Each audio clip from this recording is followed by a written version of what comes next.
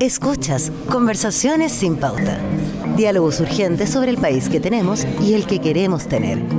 Un podcast de Pauta 100.5 con Claudia Álamo. Estamos tiempos en que muchos dicen que son tiempos polarizados, otros dicen que son tiempos un poco ruidosos. Bueno, justamente en tiempos así está bueno bajar un poco la pelota, poner quizás, ¿no es cierto?, el volumen en una conversación. Esto es Conversaciones sin Pauta, poder darle una vuelta de tuerca, bajar un poco ese volumen, escuchar lo que otros pueden decir, escuchar lo que otros están mirando, lo que están analizando, para no sumarse a estas voces tan altisonantes.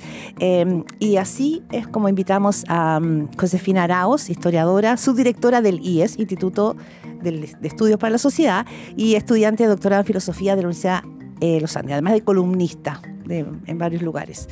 Gracias, Josefina, por estar aquí. Muchas gracias por la invitación.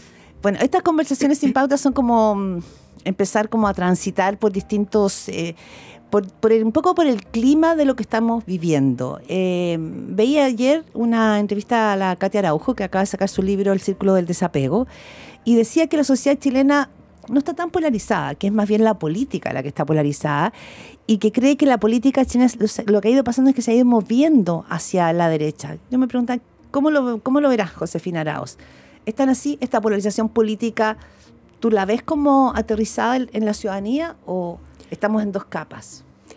Bueno, es una tesis que ya ha planteado Katia Araujo. Yo creo que ella la dice desde que, ella tiene una investigación larga, pero para el estallido ella cobró mucho protagonismo porque básicamente tenía estudios sistemáticos de como 10 años de la sociedad chilena, donde advertía un poco el tipo de conflictos que para el estallido como que florecieron todos de una sola vez, ¿no?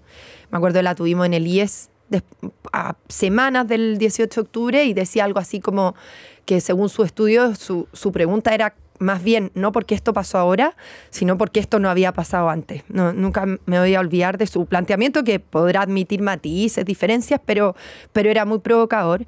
Y ella ya desde entonces sugiere esto, ¿no? Lo ha sugerido también Juan Pablo Luna, de que la polarización es entre las élites políticas, ¿cierto?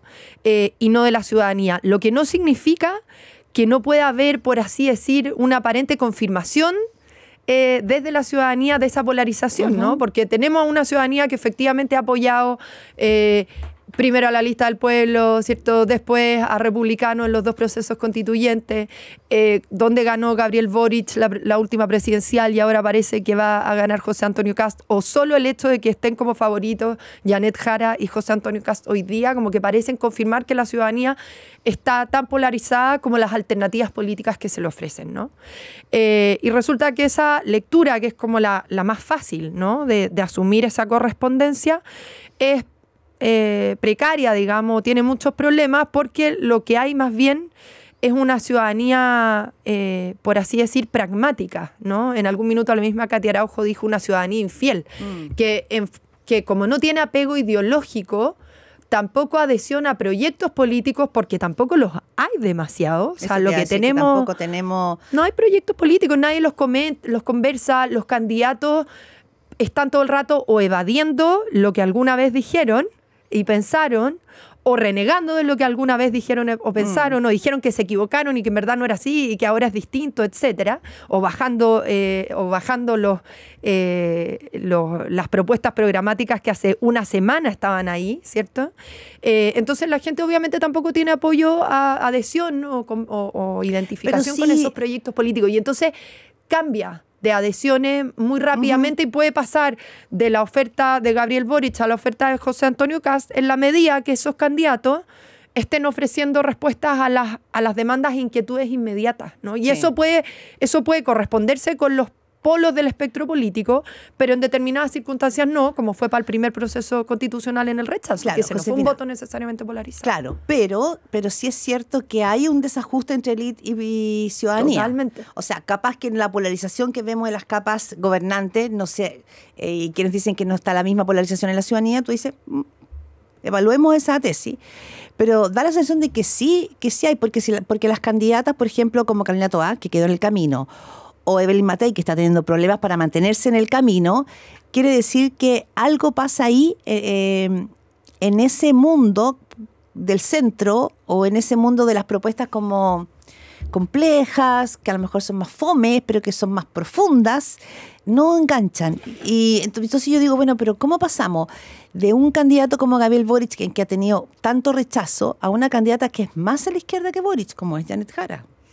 Yo tiende a hacerme un poco de ruido la tesis de los candidatos fomes versus los candidatos altisonantes, que, por cierto, en algún sentido eso es correcto. Y la dinámica de las redes sociales favorece la vociferación, ¿cierto? Favorece los discursos, por así decir, tensionadores, ¿cierto? Etcétera. Pero yo tengo severas dudas de que las alternativas de centro hayan sido capaces de encarnar de forma consistente y persuasiva esa seriedad, esa moderación. Por ejemplo, yo lo que he visto sobre todo en Evelyn Matei es desorientación. No una performance así estable de una candidata que tiene claro su registro, su discurso, su proyecto, su tono. Le ha costado presentar su proyecto. Tenemos a Coloma, que apareció ahora como vocero, a decir vamos a empezar al fin, de una vez, no sé por qué se demoraron tanto, sí, a sacar temas del programa, porque el programa está buenísimo. Ese programa está listo. Se lanzó en marzo, sí, si no me equivoco. Y el equipo trabajó un año. Ha pasado, yo he conocido y conozco aparte del equipo gente muy seria, y ellos mismos han estado en parte a la espera de que ese programa salga a la luz, y no ha salido en todo el año. Estamos llegando, o sea, estamos en agosto. Y además, ella misma ha sido cambiante en si va a ser, ahora último ha dicho mi adversario es Kast, cierto, yo no represento lo mismo que él, etcétera, pero durante todo el primer semestre los quiso llamar a primaria, dijo que eran más o menos lo mismo. Ella fue la que sacó el tema, en fin, de la violación de derechos humanos en dictadura, la referencia a Bukele, la referencia a la pena de muerte. Ojo, Evelyn Matei no es que no esté representando a un mundo de centro o centro-derecha, sino que el problema que ha tenido ella es que no ha logrado anclarse en una candidatura que ofrezca un horizonte claro. Ella, ha sido muy zigzagueante. Ella ha estado desorientada. No digo que sea una impostura su moderación, sí, digamos. Yo creo que ella está convencida, y su entorno también, de que son una alternativa de centro-derecha que puede ofrecer más gobernabilidad, que la ha ofrecido, que ha sido capaz de generar mayoría. Yo todo eso estoy de acuerdo. Pero en su candidatura hoy día, y a la luz de que las adhesiones de la ciudadanía no son estables, la gente no le cree a la política, etcétera, eso requiere una performance como muy rigurosa, estable, fiel a un plan, digamos, relativamente independiente de las circunstancias que son demasiado cambiantes, y eso Evelyn Matei no lo ha tenido. Y ha sido zigzagueante en parte porque efectivamente, si no la ha tenido fácil, ha estado tensionada por los que están a su derecha. Pero tú tenés que mantenerte firme y estar bien, digamos, tener claro cuál es tu registro, porque si no, a la ciudadanía no le queda claro si eres centro y si no te importa si eres de derecha o izquierda, o si eres más dura que José Antonio Kast según las circunstancias. Y yo creo que, entonces, ese era mi punto para volver a tu pregunta inicial. Las candidaturas de centro, en la centro izquierda y en la centro derecha, han tenido muchas dificultades para representar y encarnar también esa moderación. No ha sido solo la atención que le han ofrecido. O sea, no es que no haya terreno, no es que no haya un territorio de ese mundo de centro, sino que las candidaturas no han estado a la altura de cristalizar finalmente esas demandas. Y no son creíbles. Por ejemplo, Carolina Toá, que quería encarnar una candidatura de centro izquierda, que a mí me parece necesaria. Yo lo encuentro valioso. O sea, creo que es malo para el país que la centro izquierda y la centro derecha salgan derrotadas, sobre todo dado los procesos que hemos vivido. Pero Carolina Toá también tenía dificultades para encarnar lo que decía encarnar. Venía del corazón del gobierno como una figura muy leal con el gobierno, como una figura en la historia de mediano plazo, digamos, que se comprometió, se identificó muy explícitamente con la nueva izquierda, ¿cierto? Y con la crítica de la concertación, ¿cierto? Se comprometió con el derrumbe del neoliberalismo. Pero Janet Jara con también. La Convención Constitucional. Sí, que ella hizo un tema de vocería. Y Janet Jara también, pero ha sido... Nadie tiene ninguna duda del lugar donde ha estado el PC. Yo soy muy crítica del lugar en que ha estado y creo que no debiera gobernar, sería malo para Chile. Pero ellos han sido mucho más consistentes. ¿Dónde no están siendo consistentes? Ahora. Ya, pero espérame. Me paso de la primaria a la primera. Ya, solo breve. pensando en la ciudadanía, que no deja de ser paradójico. Es decir, estamos con una ciudadanía que está pidiendo que está premiando, pidiendo figuras que sean consecuentes. Muchos dicen que José Antonio Kast es lo que ha representado, un camino como clarito. Jara, tú dices que también, pero sin que esa consecuencia esté puesta en el electorado o en esa ciudadanía. Ellos pueden entrar y salir. ¿Ah, la ciudadanía? Claro, Sí. pero es que igual es delirante. Por cierto, y por eso tenía sentido el argumento de Katio Araujo cuando decía esta ciudadanía infiel, ¿no? Además, o sea, yo creo que la ciudadanía, cuando los parlamentarios votaron los retiros previsionales y daban este argumento tan trágico porque era cierto, de que si yo no voto esto, pierdo mi base de apoyo. Yo creo que eso era cierto. Yo creo que la gente ha establecido relaciones transaccionales con sus candidatos, pero los candidatos y los políticos han estado dispuestos a confirmar el carácter transaccional de ese vínculo. Y son los políticos los que no pueden hacerlo, ¿no? Ellos no pueden rendirse. O sea, si la ciudadanía está en esa lógica transaccional, bueno, es un hecho, digamos. Uno podrá encontrar que está mal, pero es un hecho. El que está en política tiene que saber que eso está mal, porque impide sostener vínculos de largo plazo y proyectos políticos que implican priorizar, ¿cierto? Sacrificar cosas, pagar costos, etc. Y esa política dispuesta a pagar costos, me han dicho idealista por esto, y puede que lo sea, pero en fin, por eso no estoy en política, es lo que no tenemos hoy día, ¿no? Una política, por así decir, rendida a las dinámicas efectivamente cambiantes de la ciudadanía. Pero tampoco una política que sea eficiente a responder a las demandas de la ciudadanía. No, nada de eficiente. Tampoco, o sea, es transaccional, pero en esa transacción tampoco entrega respuestas que sean eficientes y efectivas. No, y por eso que José Antonio Kast, esto cuesta mirarlo, yo soy muy crítica, digamos, no solo del proyecto republicano, sino de su trayectoria, de la performance que ha tenido en el último tiempo, crítica en muchos sentidos, no en todo, pero creo que como proyecto han sido muy eficaces y exitosos. Han ido construyendo un partido que tiene arraigo territorial, que no es solo que sean fieles y disciplinados, que lo son, fieles a su proyecto y disciplinados como partido, que lo son, sino que además tienen conexión con el territorio. Y por eso pueden hoy día decir: dejo suspendidas las cosas valóricas, que a mí me parece una trampa, porque surgieron en parte como una crítica a la derecha cobarde, entre otras cosas, en las cuestiones valóricas, pero hoy día dicen las dejo en suspenso, porque como tienen conexión territorial efectiva, saben que la ciudadanía hoy día tiene prioridades. Y entonces José Antonio Kast, ¿qué es lo que responde cuando le hacen las preguntas difíciles? La gente sabe lo que yo pienso, pero hoy día los problemas son otros y por lo tanto nos vamos a enfocar en eso, porque la gente necesita soluciones para esas cuestiones. Y eso es, ¿no es cierto?, esta ¿Eso idea. es consistencia? Claro, y eso está en la idea, ¿no?, de lo que él llama como un gobierno de urgencia, de emergencia, sí, ¿no? Sí. Que también me parece que tiene sentido. Otra cosa es, bueno, cómo van a manejar las expectativas que han creado si llegan. Ya vamos a ir ahí, pero también ahí se me genera como un ruido pensando en que estamos frente a una ciudadanía, según muchos estudios de opinión, que es más liberal, que ha ido caminando, ¿no es cierto?, hacia mayores grados de libertad, que valora su libertad personal y que también valora los avances en agendas valóricas. Sin embargo, hoy día el candidato mejor aspectado es un José Antonio Kast que no representa ni cristaliza esa liberalidad. Entonces, no es tan liberal la sociedad chilena, no le importa tanto esa agenda. No entiendo mucho por ahí. No sé cómo lo reflexionas tú. Yo no lo tengo resuelto, pero a ver, dos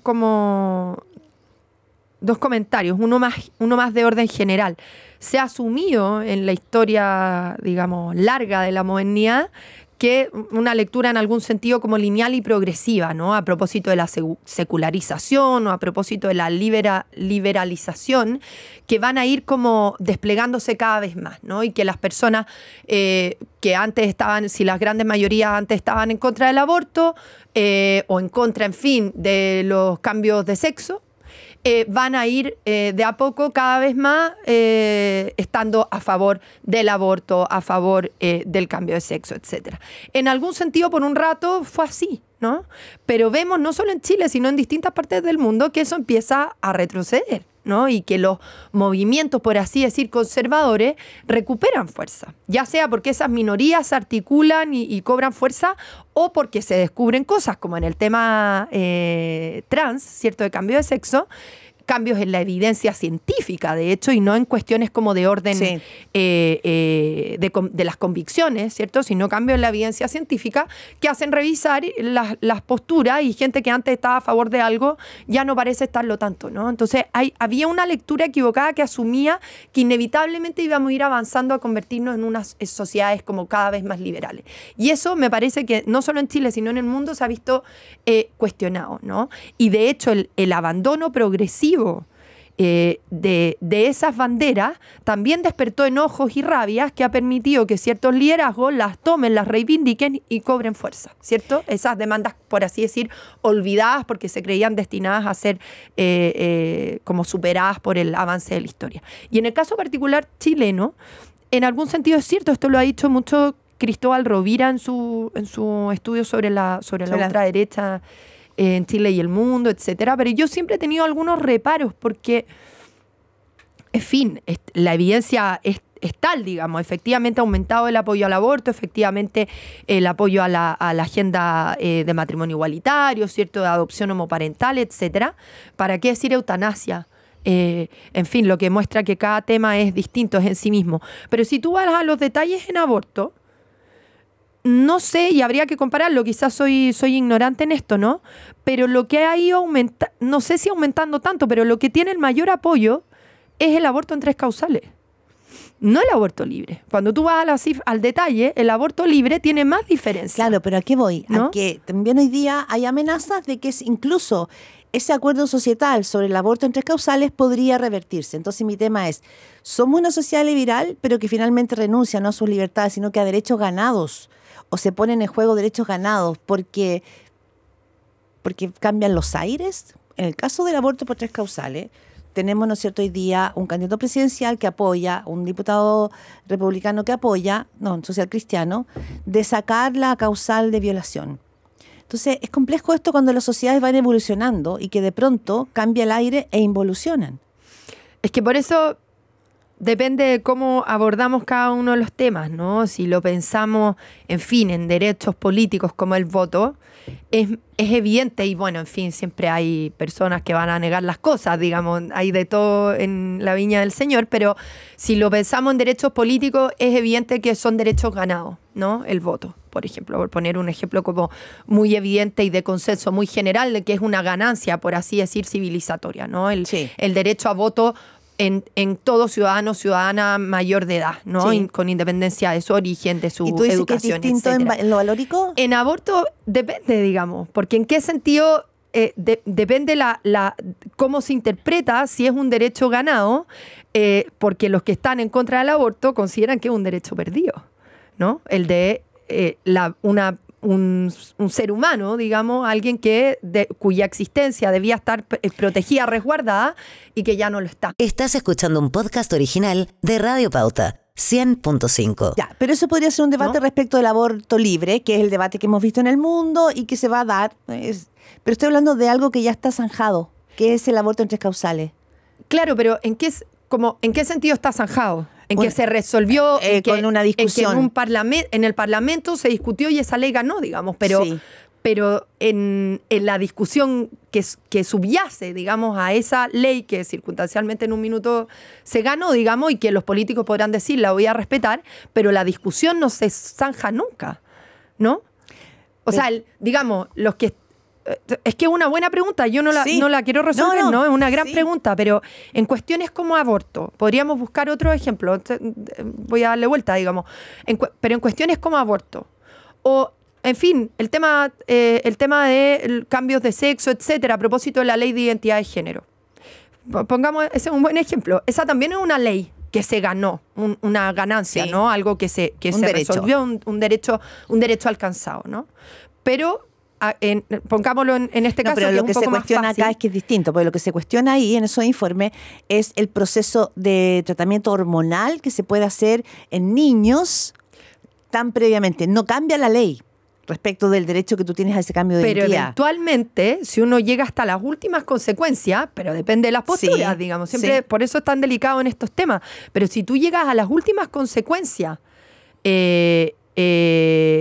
que si llevas hasta sus últimas consecuencias el hecho de que haya cambiado así de radicalmente la evidencia respecto a los efectos de los tratamientos hormonales, no necesariamente vas a cuestionar de modo acotado el tratamiento hormonal, sino incluso puedes llegar a revisar todo el enfoque con el cual se estaba abordando el tema de la transexualidad, ¿cierto? Que entre otras cosas inspira la ley y podría implicar incluso la pregunta, o hacer legítima o válida o pertinente la pregunta de si no es necesario revisar esa ley. Pero lo que no significa negarle a personas necesariamente un derecho, ¿no? Sino preguntarse si acaso se está asegurando así un derecho. O sea, por decirlo así, el que está en contra del aborto no cree que haya que, no piensa, no entra ahí, o bueno, es lo que pienso respecto a la gente sensata que tiene esta postura. No es que crea que hay que quitarle derechos a personas, es que cree que digamos que no hay ahí la ganancia de un derecho. Es así de profunda la disputa y por eso, por más que se avance en el Parlamento, el tema no se zanja nunca y por eso vuelve. Claro, ¿no? pero qué complejo en las sociedades modernas cuando uno tiene la impresión de que hay acuerdos que son civilizatorios. Esto en el respecto al aborto por 3 causales, de eso estamos hablando, de algo que se zanjó no solo el mundo de la política, fueron muchas organizaciones médicas, científicas, ONG, o sea, el desfile fue enorme para poder llegar ahí.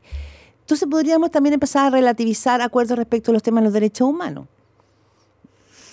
Pero entonces, por ejemplo, podríamos encontrarnos con que hoy día hay gente que revisa y encuentra que estuvo muy bien el golpe de Estado, que lo habría hecho, entonces podríamos revisar lo que significan los derechos humanos bajo situaciones especiales. Eso ocurre. A mí me parece malo, pero ocurre. Claro. Hay gente que lo está poniendo, que lo pone en cuestión, ¿cierto?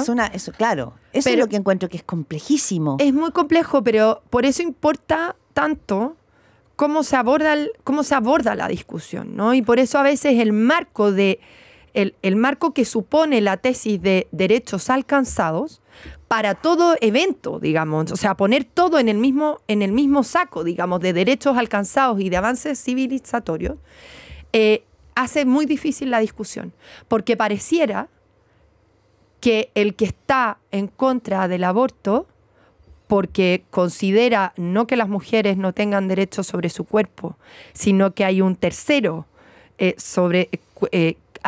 cuyos derechos también deben ser resguardados, digamos, esa es la postura que yo entiendo y que yo sostengo, digamos, como crítica del aborto.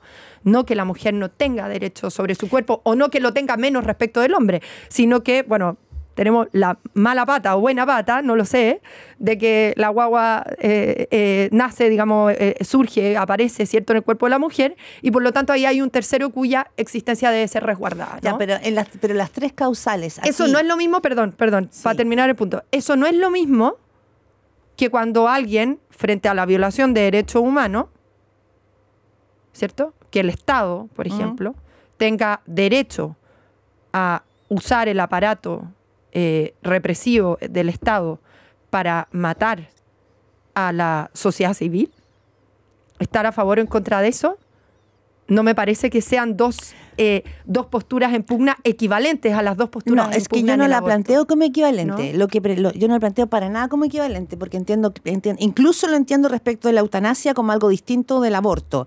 Lo planteo respecto de algo que está pasando en el mundo y que tiene que ver con la revisión de ciertos derechos ganados por las mujeres, ganados por minorías sexuales, lo estamos viendo en Estados Unidos. Me refiero simplemente a la pelea por los derechos. Incluso en Gaza, hoy día podemos decir, después de lo que está pasando en Gaza, que no sé si uno podría hablar de una guerra, pero es una situación, uno podría decir, bueno, muchos de los acuerdos internacionales que civilizatoriamente la humanidad tenía respecto de que no se atacan hospitales, no matas a los periodistas, no matas, o sea, todos esos acuerdos que ha hecho de la humanidad un protocolo respecto de los conflictos pueden quedar en desuso y son por lo tanto derechos que la sociedad, que la civilización tenía. Voy a eso, no a comparar si los derechos humanos respecto a una dictadura es lo mismo que un aborto, no, me refiero a acuerdos societales que se fueron haciendo y que podrían deslavarse después. Pero es que por eso yo estoy de acuerdo, digamos, yo encuentro, creo que uno puede poner en el saco de los avances civilizatorios ciertas cuestiones. no pretendo negar eso, pero no todo debe ser puesto, o digamos, para entender la discusión que hay en cada caso, no podemos ponerlos todos en ese marco. O sea, por eso hago la comparación, por eso no me parece irrelevante comparar lo de las posturas en pugna a propósito de la violación de derechos humanos con las posturas en pugna respecto de aborto. Pero de aborto por 3 causales, estamos hablando de eso. Pero en general, aborto por 3 causales es solo un paso para el aborto libre. De hecho, la mayoría de los que reivindican el aborto en 3 causales quieren avanzar finalmente al aborto libre. Bueno, ese es el derecho, digamos, el avance civilizatorio que se quiere lograr. Bueno, pero, ¿o no? pero estamos hablando de lo que hay. Yo me refiero al retroceso civilizatorio respecto de lo que hay. Porque la discusión puede terminar en otra cosa respecto de aborto libre. Me refiero a retrotraer el derecho, por ejemplo, de si una niña es violada por un tío y esa niña puede acceder al aborto, se levante esa restricción. A eso me refiero, que ese debate fue ganado o votado en un congreso. Es que yo creo que eso es... no quiero responder respecto de lo que me parece correcto a mí, ¿no?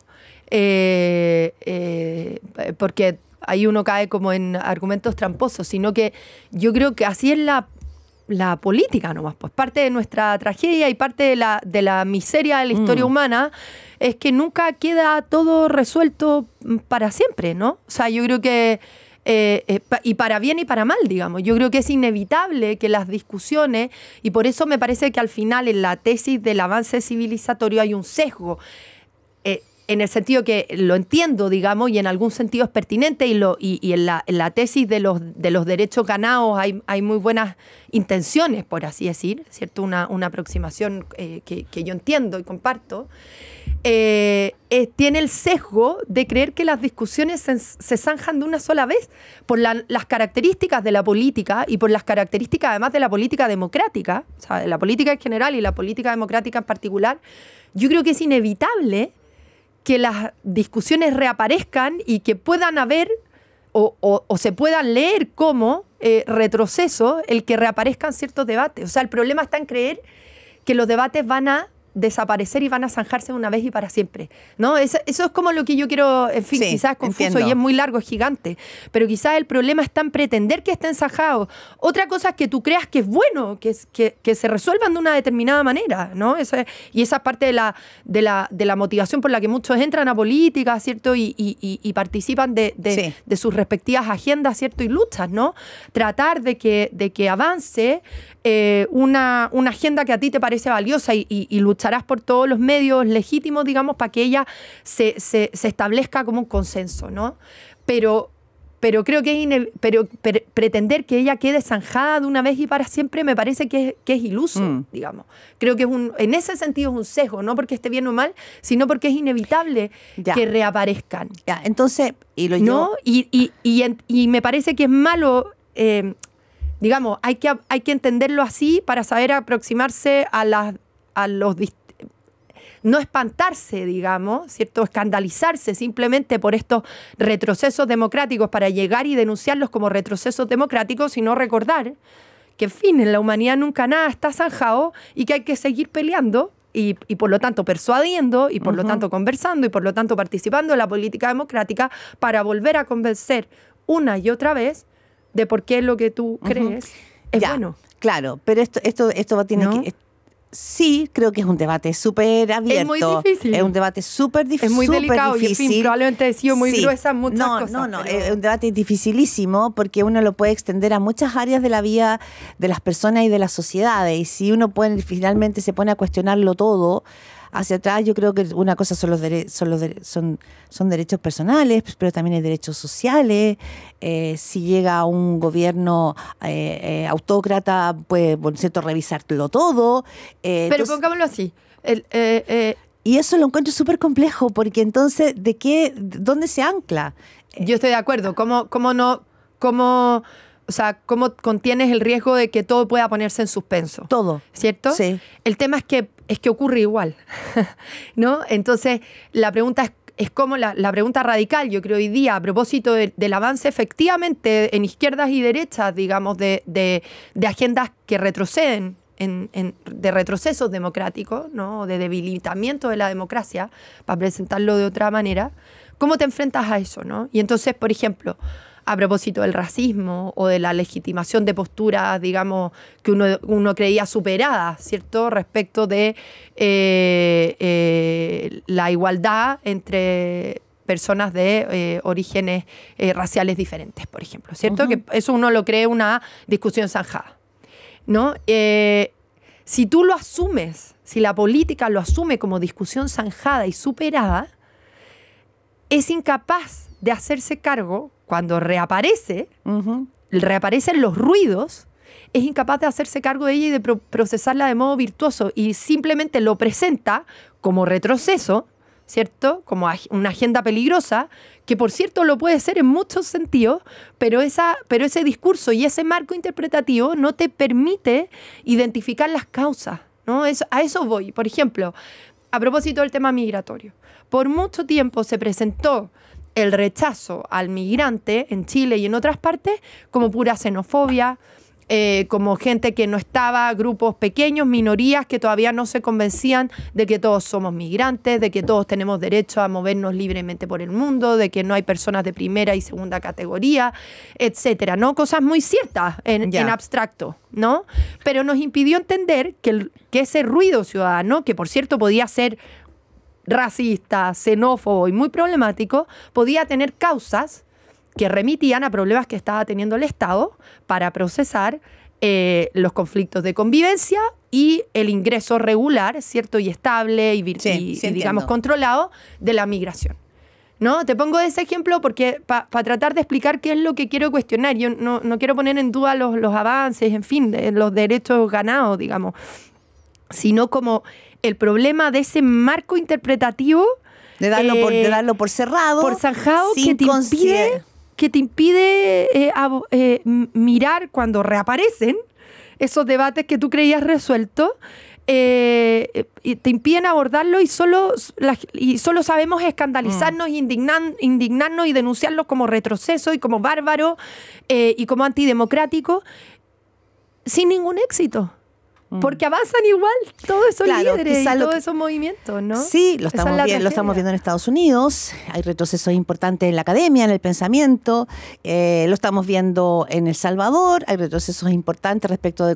Sí, le diste seguridad a una población, pero hay retrocesos muy importantes respecto de derechos humanos. Sí, uno lo puede revisar hoy día amarrado a liderazgos políticos y a movimientos políticos en el planeta. Creo que es una discusión muy interesante, no la vamos a dejar zanjada nosotras ahora, Josefina, porque el tiempo no fa, pero tampoco sé si la gente va a estar votando por eso hoy día, y igual está bueno que que esos temas se discutan respecto de lo que las sociedades consideran cuáles son sus avances inamovibles de aquellos avances revisables.